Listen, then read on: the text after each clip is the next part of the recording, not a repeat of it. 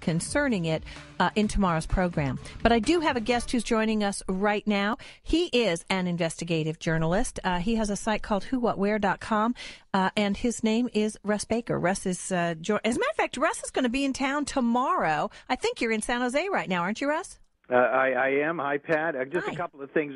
Sorry, the website is actually Who, What, Why. I always get that wrong, don't I? Because it's your fault. You should have named it Who, What, Where, When, and Why. Because that's what all journalism students know.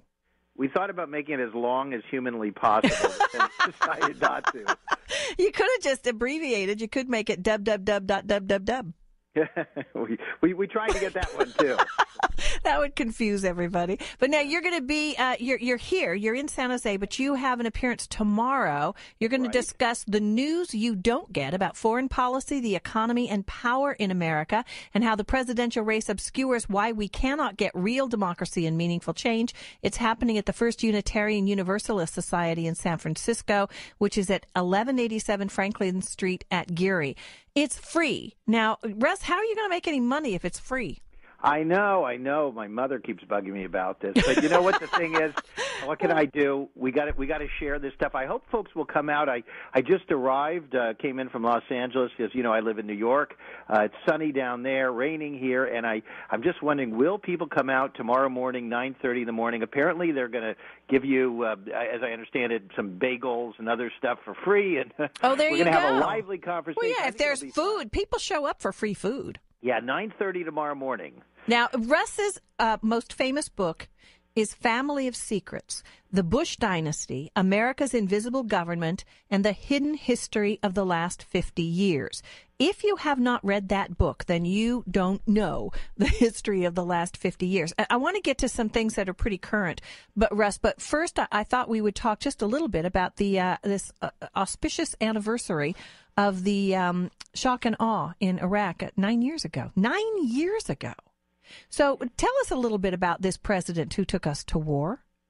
Well, I mean, there are so many things that we don't know, and of course, after all these years, and we still have quite a presence there, we no longer even talk about the place, and we no longer even talk about why the United States went in there in the first place. And it's not just Iraq, of course, it's with Afghanistan, these shifting rationales for going in there. But with Iraq, I mean, one of my personal favorites, and as you know, this is one of many revelations in Family of Secrets, was when I interviewed one of Bush's close confidants, a guy who was working on a book with him back in 1999, and he told me that Bush had told him back in 1999, this is not 2003, 2002, 2001, 1999, that he was, if he got elected president, one of the only things he could think of that he really was looking forward to doing was invading Iraq. And I think it's important that we remind folks about, most people don't even know that at all, but that this, of course, never came out in the corporate media. And you know, the rationale for that invasion, the rationale for shock and awe, it was all garbage. It was all BS, and it was tied to so many. And there really were some varying rationales that were given, but one that seemed to stick with a lot of Americans was that Saddam Hussein was somehow connected to the 9/11 attacks. Then of course, we talked about the weapons of mass destruction and all that sort of thing. But the 9/11 connection was something it seemed like Dick Cheney continued to cling to and continued to evoke. Now, you've got a story that's fairly recent. I think you first published this September of last year, where you don't connect Iraq to 9/11, but you do connect the Saudis. Tell us about that. Yeah, and by the way, just set up for that. A lot of folks say, "Oh, yeah, well, we know about that. You know, Michael Moore's movie, and they let these Saudis leave the country rather than the FBI interviewing them." But this is not that story. This is a much, I think, more profound story. Back in I don't know how much detail you want to go into, but basically in 2001, shortly before the 9/11 attacks, a Saudi couple with small children living in a gated community just outside Sarasota, Florida, disappeared. And the neighbors, I guess, noticed their neighbor that they weren't there, but didn't think anything of it until after the attacks, when they learned that a majority of the hijackers were Saudis. And then suddenly they thought, oh, that's weird. Our neighbors are Saudi, and we haven't seen them in 2 weeks. And they notified the security authorities at this gated community, who then contacted the federal authorities, and then the house was entered, and they found the house essentially untouched. A new PT Cruiser in the driveway, a car in the garage, clothes throughout the house, everything there, all the furnishings, fruit on the table, diapers out and so forth. It looked like they were living there, but they weren't. They were gone. And they'd apparently left in a great hurry. They'd opened a safe and taken the contents and left the safe door open and taken one computer and left another.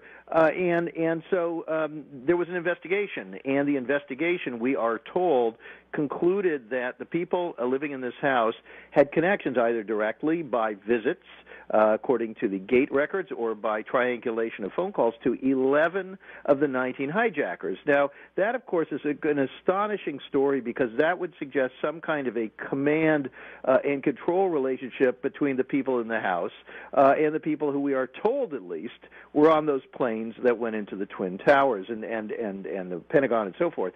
And so this is a fascinating story.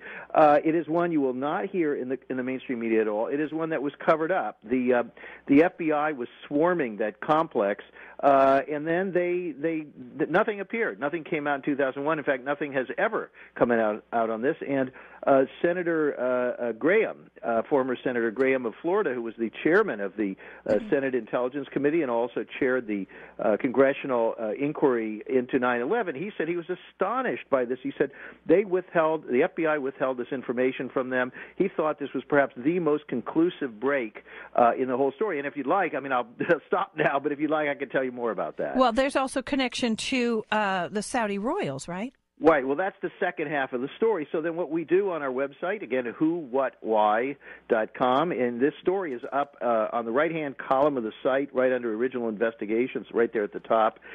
Then what we do is we try to figure out, well, who's this family? I mean, that obviously seems to be the question to ask. And so we research them, and what we find is that they are connected at the highest levels of the Saudi royal family, and that, in fact, they left this house in a great hurry. The father of the couple who lived there working directly as one of the top employees, corporate executive of the company owned by one of the most powerful Saudi princes, and that this family fled, returned to Saudi Arabia, and took up positions in these companies, never went back to their house, never collected their belongings, just left it there. And so who is this Saudi prince? Well, very interestingly, he is one of two Saudi princes, he and his cousin, who really are the ones who pushed for Saudis to become pilots in the first place.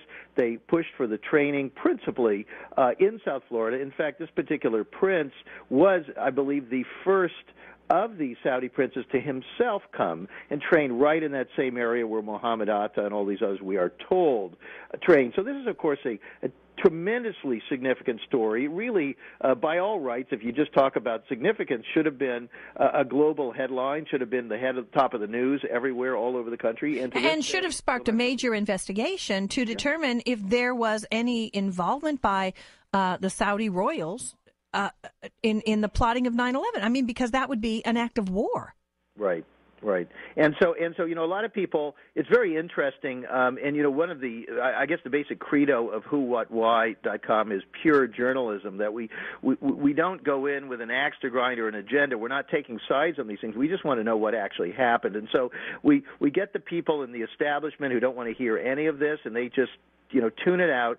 And then we get the people who are big 9/11 buffs who are unhappy with this because they believe it was somebody else who was involved. And right. We're not saying who was involved, but you can't ignore this story. You can't ignore the stuff. You can't ignore the information. Russ, hang on with me. We're going to take a little break here. We'll come back and we'll continue our discussion. Russ Baker is my guest. His website is whowhatwhy.com, whowhatwhy.com, and it's investigative journalism website.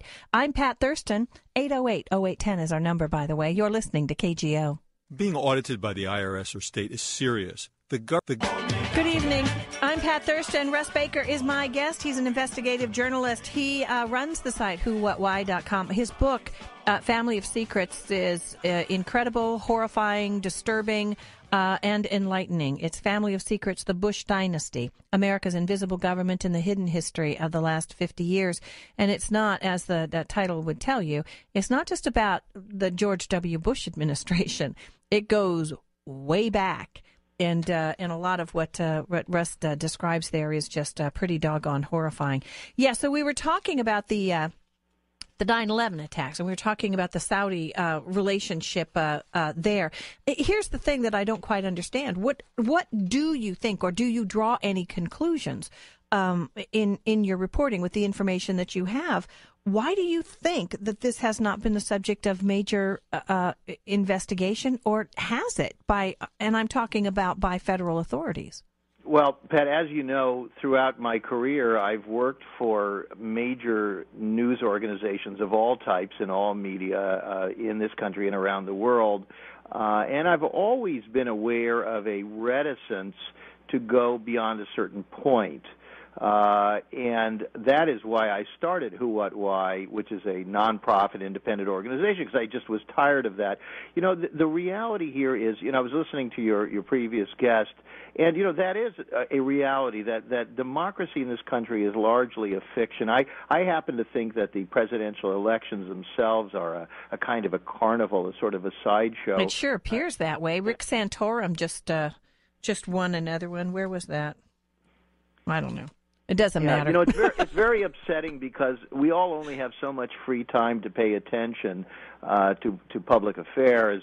And so the more time, of course, that we spend on those kind of things, the less time we have to really educate ourselves in how things really work and why it is that we always seem to be oppressed, even though we are the majority in a purported democracy. And so stories like this 9/11 thing, as you know, in Family of Secrets, I go all the way back. I find that George H.W. Bush had a secret life prior to being CIA director, that he actually covertly was a CIA operative throughout his adult life. That has never been reported before. That's very disturbing to know that how little we actually were acquainted with a man who became president of the United States. Yeah. I then found connections. Remember the story about how he didn't remember where he was on November 22, 1963. That got me interested in the Kennedy assassination. Spent years looking at that. I have 4 chapters on it. My point is, all of these subjects, you can't talk about them. In fact, if I may, let me just read you a quote here. This is from Terry Southern, who wrote the screenplay for Dr. Strangelove, one of the greatest movies of all time. Oh, one of my favorites, yeah. After The Godfather.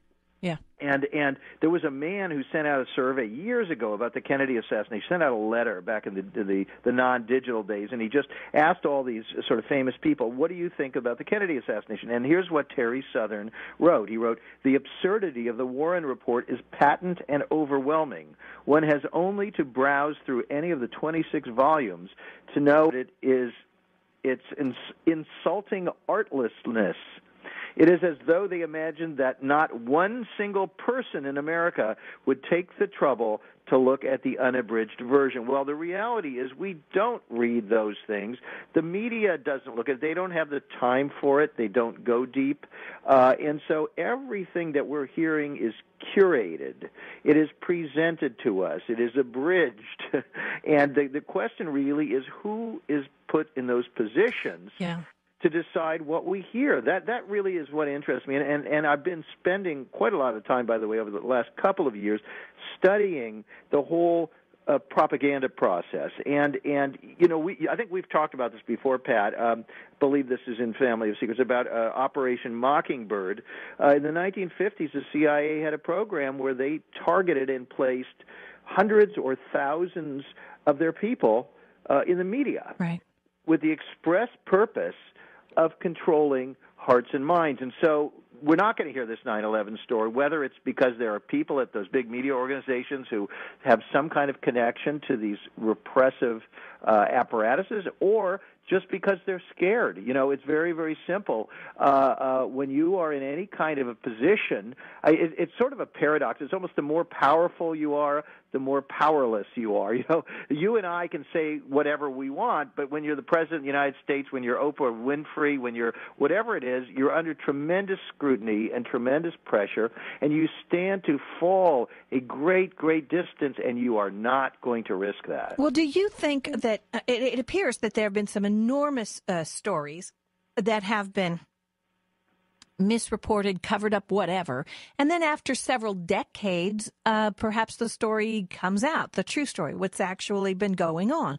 Do you think eventually we're going to have that kind of information revealed? I mean, as you're talking, I'm thinking about some of what I remember when shock and awe was going on, when they were right after the 9/11 attacks, when they made the decision to go into Iraq, when they made the decision to go into Afghanistan, and discussions were going on. They fingered Osama bin Laden as the likely perpetrator, the person who was likely the mastermind of these attacks. And then somebody was talking about bombing Iraq, and I don't remember why, but they said they have better targets. Do you remember that? Well, I remember that supposedly Bush told Rumsfeld very early, start thinking about Iraq.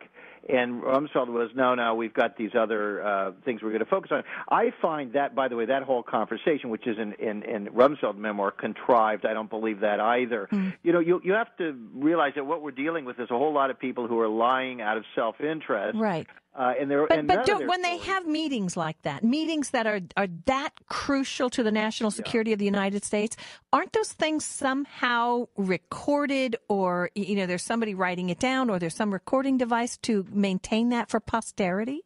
Unfortunately, I don't believe we have any right. So that's an interesting concept, of course, but that we don't have any right to that stuff. I mean, they still keep the Kennedy assassination records locked up. This rule, keeping everything locked up until anybody could possibly do anything about it, is long dead. Yeah, right, yeah. It's all absurd. If anybody listening, if this all seems absurd to you and like it's a game and we're all being manipulated, you got it. Yeah. You understand? That's the system. That's the only way you could have a country where 400 people have more money than the bottom 300 million. I mean, you can't do that any other way. Yeah. And so the rule is present this fake picture of a happy country where we're all in it together, shoulder to shoulder, all that stuff with the waving the flags and the patriotic music and everything. It's a giant scam. And I don't consider myself a radical. I mean, this is just what every journalist knows. I mean, we see this constantly, and we see how the whole political system is manipulated. And so what you're talking about in terms of these meetings, it goes deeper, you see, because let's say Hillary Clinton's in a meeting. What does Hillary Clinton really know? Hillary Clinton doesn't have any information of her own. She's a victim of whoever's briefing her. Right, yeah. And so the people who are briefing, I mean, there's a terrific book called The Secret Team by a guy who was in as a liaison between the CIA and the military, and he said, policy is not created at the top. In other words, Barack Obama practically doesn't make any decisions. This is what people don't understand. How could he make any decisions? What does he know about who should be Treasury Secretary? I mean, he doesn't know, you don't know, I don't know. We can't really in good faith make that decision on our own, so we turn to other people. Who do we turn to? Obama has all these people foisted on him in the process of the transition, and people say, oh, you should have this person, but who's he even turning to in the first place? And so Hillary Clinton, Colin Powell, whatever, they got people coming in telling them things, and there's often a consensus is created by people at middle levels, and these may all be people who have a kind of a common worldview. Some of them may know each other, they may have gone to the same schools, maybe Ivy League schools.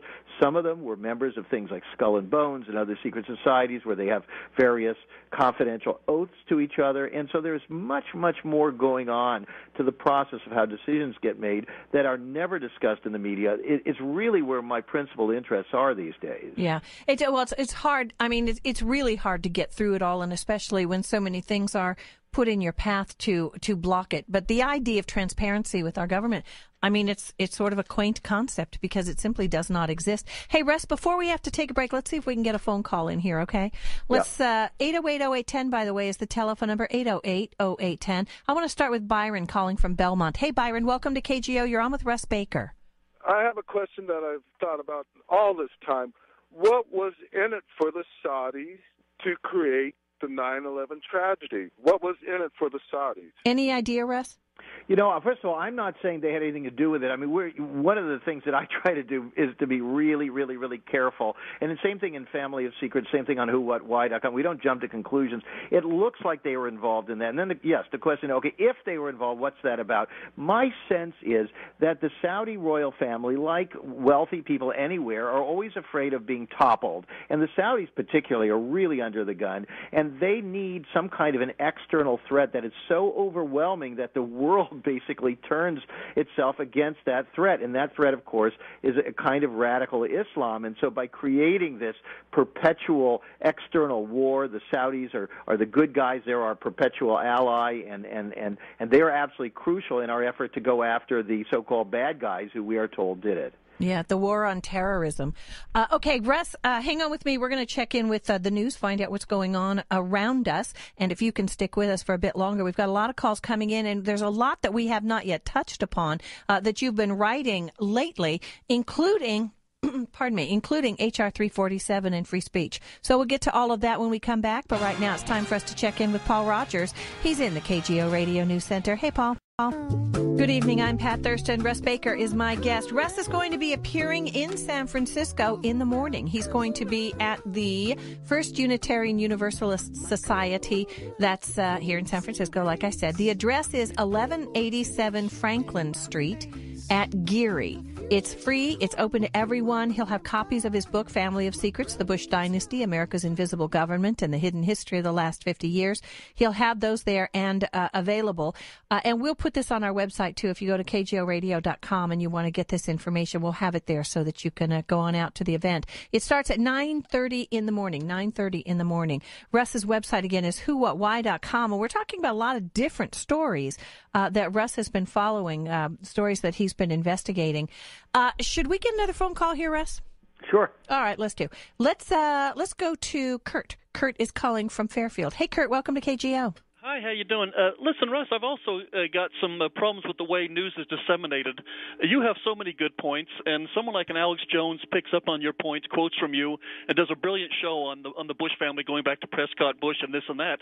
But in the next 2 weeks, you'll see Alex go off on tangents like half the gold is really missing from Fort Knox. Yeah, he's crazy, yeah. Yeah, and Rick Perry's really a bisexual with a cocaine problem. Yeah. And so, do you think that there's a conspiracy among people who are using people, and to a lesser extent Jesse Ventura and Alex Jones, that they're being used or they're deliberately being pawns of the military-industrial complex, that they have 1/10 truth and then throw out a bunch of crap but we can't tell the difference? Yeah, so that you don't believe the things that they talk about that actually are true. I know that Alex Jones has done these really weird things about child sacrifices happening out at the Bohemian Grove.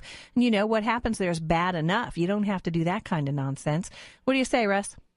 I don't know. I mean, to me, the problem with so much of the media is that it's all a tabloidization process, and I'm including the corporate media, and I'm including a lot of these alternative ones, because there's so much pressure, to get those eyeballs, to get those clicks, to get those listeners, and so people have gotten to the point where they need this almost kind of diet of hysteria, and so things that are a little bit more nuanced. I mean, I can even see it with, when I talk about certain things. One of the things about WhoWhatWhy.com is that we like nuance, we like subtlety, we like stories that are a little bit complex, right. But that's a particular audience. That is not for everyone. Yeah, but it should be for everyone. And this is one of the issues that I have. I mean, I think it's a huge issue that we ignore in America, that we have been dumbed down in terms of the news that we receive and then the news that we're able to consume.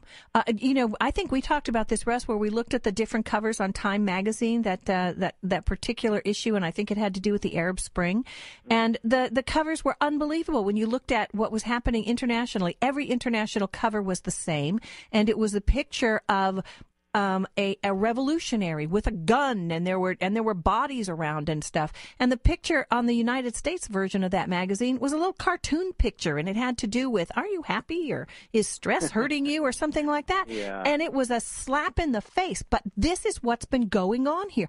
I don't know if they think we're too stupid or if they are making us too stupid to be able to understand the nuance. Without the nuance, you don't really know the story.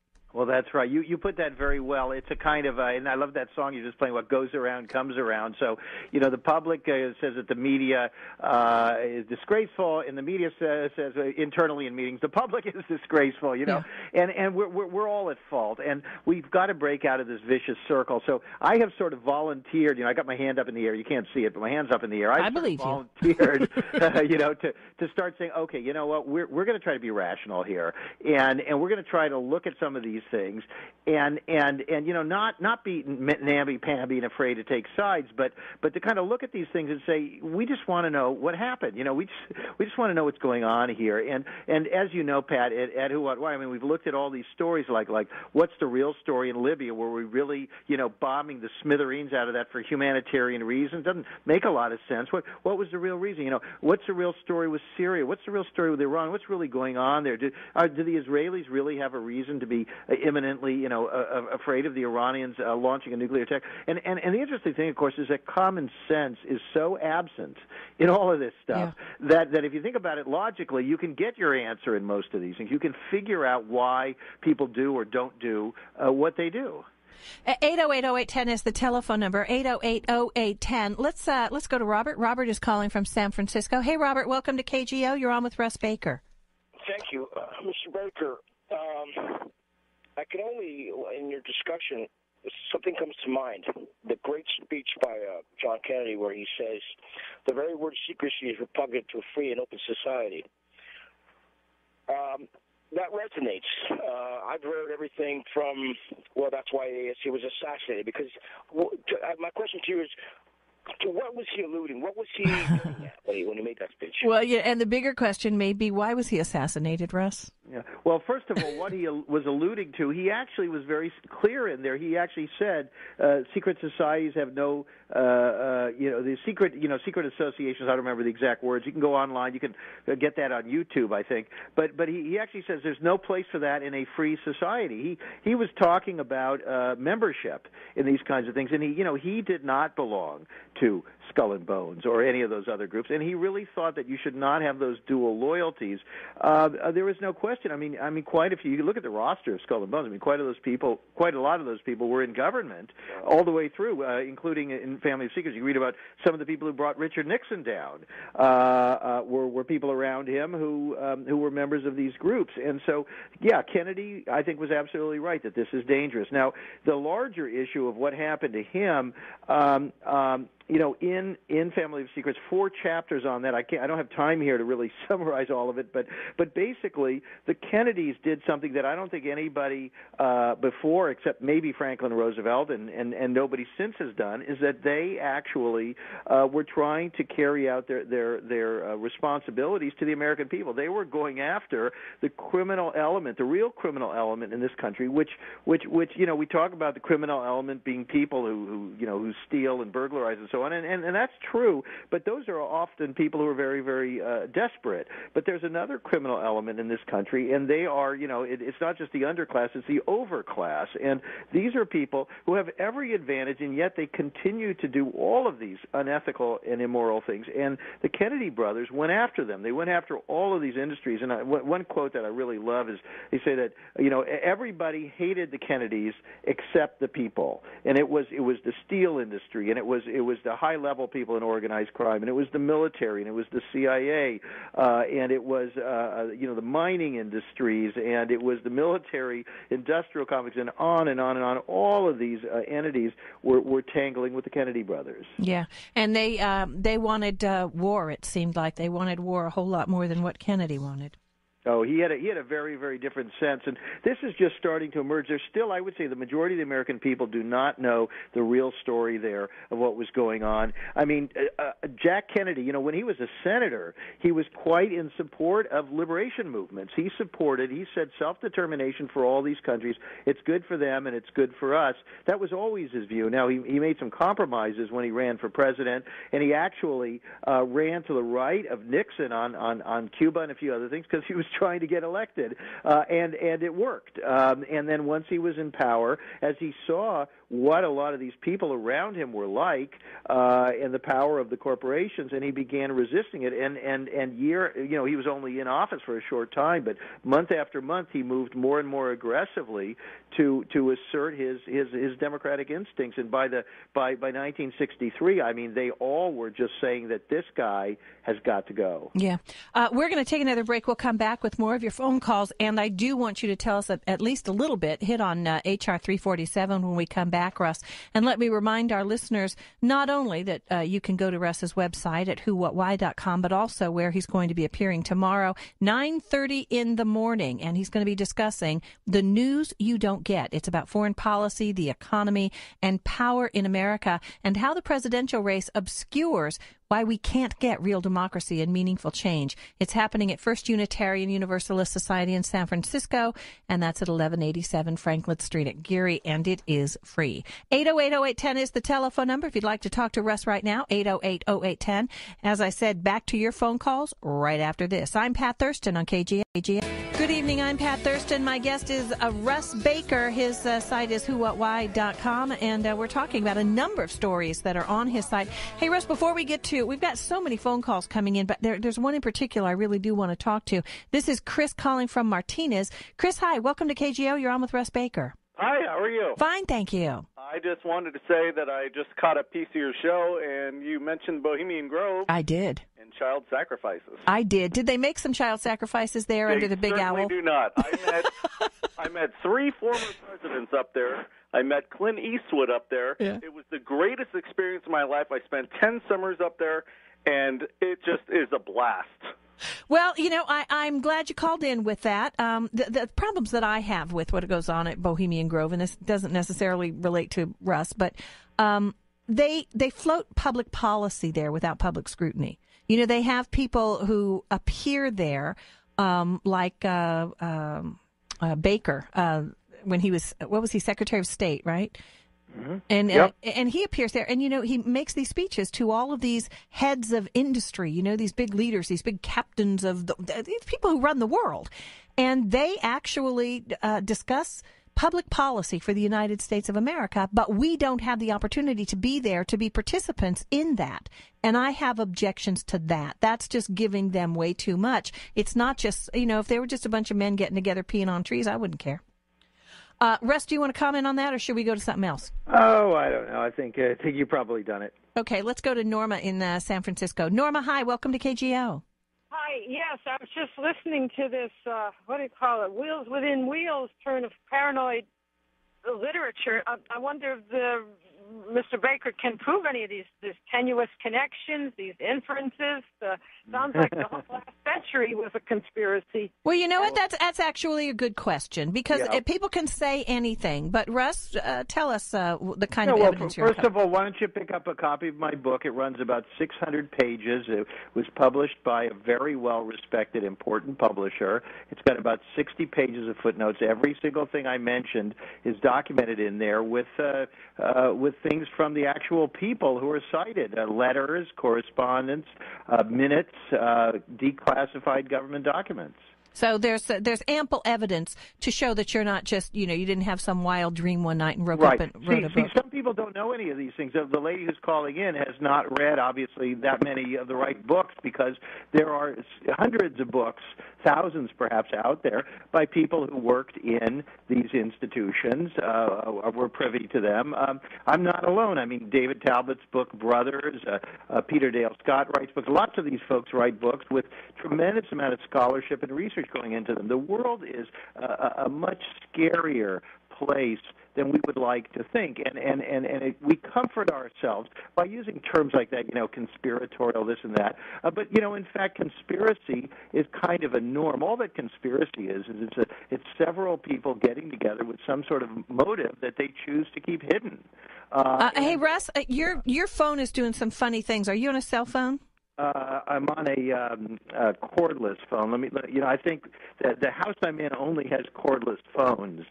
Are you still hearing me? Yeah, poorly? but it's a squirrely kind of connection where it sounds really? like it's windy where you are. Oh, you know what? Let me see if there's I don't know if it's the phone. Let me see if there's another phone around here. Okay, you look for one and let me grab another telephone call here. In the meantime, let's go to Jeff. Jeff's calling from Columbus, Ohio. Hey, Jeff, welcome to KGO. Hi, thanks for taking the call. I love the show tonight. I wanted to ask Russ a question, two things real quick. One, his comment, how he can tie some of this in to Agenda 21, which is coming from the United Nations. I think the first Bush in office, the first person. Oh, you know what? I'm so sorry. I just cut off everybody. Okay, listen. I think we just lost Russ. But you tell me, because we're getting toward the end of the program here, Jeff. What's Agenda 21? Well, the Agenda 21 is something the United Nations come up with, basically wanting to basically take like the United States and colonize it. Distribute the people into what they call sustainable growth environment. You get the people out of the rural areas, move them into the communities. And a lot of people can tie some of the mortgage crisis into this theory. Now, it's a big I have never, ever heard of that, but I'll tell you what, I wrote it down, and I'm going to do a little bit of looking into it tonight, just so I can convince myself, whether you're just a nut or whether there's something afoot there. Because, the truth is, a lot of times people tell me things that sound like they're just so wacky, and I don't believe them for a second. But then if I look into it, sometimes there's actually some there. So I'm not willing to say there's some there in terms of Agenda 21, but I will assure you that I will look into it and see what I can find out. We still don't have Russ back on the line with us, but let's go to Matt in Medford, Oregon right now. Hey, Matt, welcome to KGO. Hey, Pat. Hey, Alex Jones, he is a good man. Let me explain. Some people mistake him for being a libertarian. They think he's a right-wing nut because he's from San Antonio, Texas, but he is, if you listen real carefully, he's a libertarian because he looks at the issue from both sides of the fence, and he's like Tom Sullivan and Lars Larson. He highly encourages people to disagree with him. He's a good man. Well, okay. I appreciate your thoughts on it. I think he's crazy, and I think that a lot of the things that he says, there's no basis in fact. And including his commentary on Bohemian Grove. I know the woman. She is a friend of mine who he was with, who actually got him into the boho. So she knows what's going on there. And then he came out with this footage and just made this stuff up, just made it up out of whole cloth. There's enough to be concerned about. There's enough weirdness that goes on at the Bohemian Grove. You don't have to make up child sacrifices, and that's exactly what he did. We've got Russ Baker here back on the line. The call that you missed had to do with Agenda 21. Do you know anything about that, Russ? I've heard something, but I don't know much about it. I don't either. So we won't go there. Let's see if we can get one more call on here, and then I want to talk with you about this other issue. This is Joe in Morgan Hill. Hey, Joe, welcome to KGO. Hi, Pat and Russ. How you doing? Fine, thanks. Okay. In a nutshell, it's about money and control. In today's world, they just type in money on the computers, and then they give good paychecks to the CIA agents and all the rest that watch us. And at the same time, they give it to Wall Street and the rest. And that's all it is. It's just money and control. Well, I would agree that sometimes it's hard to find the difference between the wealthiest in this country and our politicians, the people who are supposedly setting policy for this country. You want to comment, Russ? There is no question that the power of power, lust, and of wealth is understated. I generally agree with this caller. It's not everything. Certainly to those of us who I think are relatively healthy, balanced individuals, there is much more to life. But if you look at many of these most powerful people, you look at a guy like Romney, it's very interesting because the New York Times was trying to humanize him, and they said, well, it's true he, has huge amounts of money, but he doesn't spend it. And this is supposed to make him out to be that's real human. That's even more warped because he spends his whole life amassing a tremendous fortune, throwing people out of their jobs, and he doesn't even enjoy the money itself. Yeah, and when he refers to the $750,000 speaking fee as not really that much, that's then you know that he can't relate to us. Russ, we've only got about a minute and a half left. Tell us about H.R. 347 and free speech. Okay, well, just very briefly, that is a bill that when we wrote about it on whowhatwhy.com, it was pending on the president's desk. He has since signed it. We go to the site and read that article. Just go into the search box and type HR 347. It's worth looking at it because some of these new bills coming down the pike are somewhat disturbing. It has to do with assembly and protest at places where the president and vice president is or may be or may have been. It's very, very general language. Worth studying and trying to understand where these bills are originating and why. Yeah, and I agree wholeheartedly with that. I thank you so much for being with us today, Russ. And again, we'll give out the website address. It is whowhatwhy.com. And join Russ in his appearance tomorrow morning at 9:30. Thanks so much, Russ. Always a pleasure to talk with you and always informative and enlightening. And right now, I think we've got